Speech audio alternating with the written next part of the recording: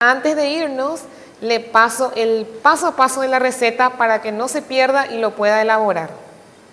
En primer lugar, cremamos manteca con azúcar, bien cremado, le agregamos el primer huevo, batimos, le agregamos el segundo huevo, batimos y le agregamos el tercer huevo por último, batiendo entre 7 a 10 minutos, sí o sí, según la técnica que tengo que hacer.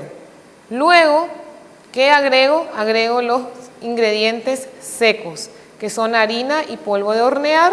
Y por último, los chocolates Chic.